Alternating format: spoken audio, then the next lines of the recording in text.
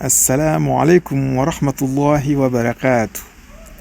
Aujourd'hui, certaines femmes n'ont pas de complicité avec leur mari, pas d'affinité également avec leur mari, pas de communication avec le mari.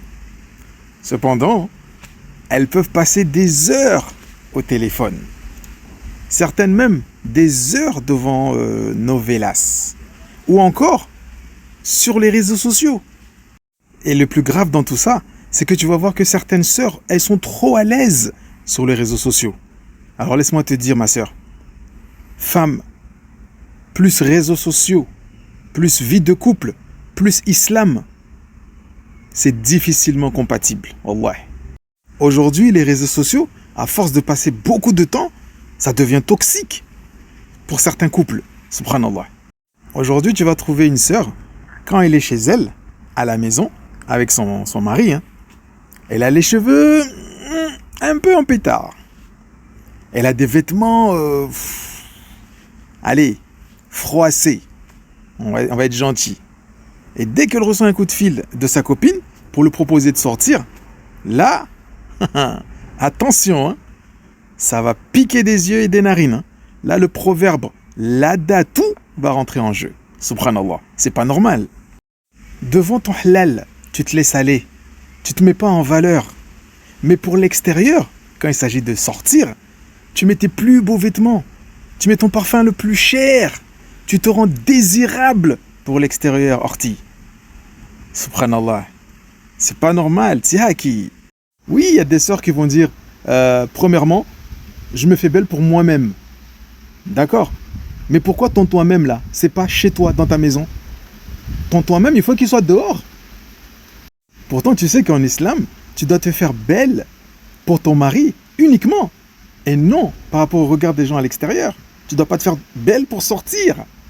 Ton mari, le seul qui est venu demander ta main chez tes parents, qui a respecté ses engagements envers toi, Orti. Alors pourquoi ce manque de considération?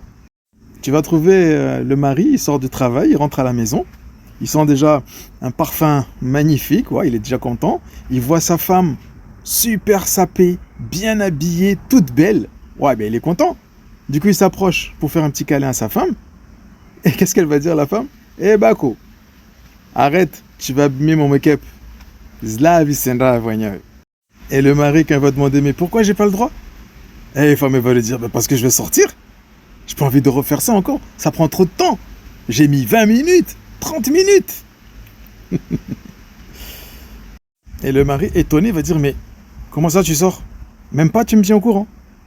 Et la femme va dire, tu n'as qu'à regarder tes messages, je t'ai envoyé un texto, tu l'as pas vu? Je t'ai envoyé un WhatsApp. Ma sœur, tu sais bien que ton mari est responsable de toi en islam et que tu dois avoir son accord au préalable.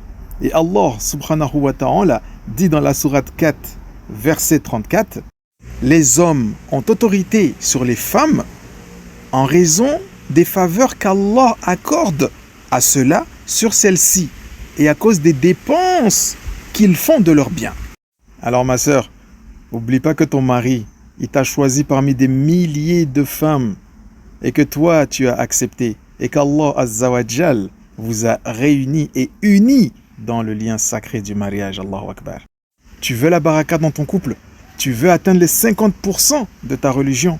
Sache qu'ils sont dans ton foyer et non à l'extérieur. Alors ma sœur, plais à ton mari dans ta maison.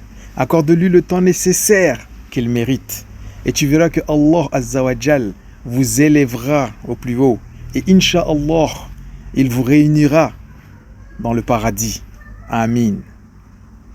Qu'Allah Azza wa Jal mette la baraka dans nos couples, nous guide dans la droiture et nous pardonne. Amin.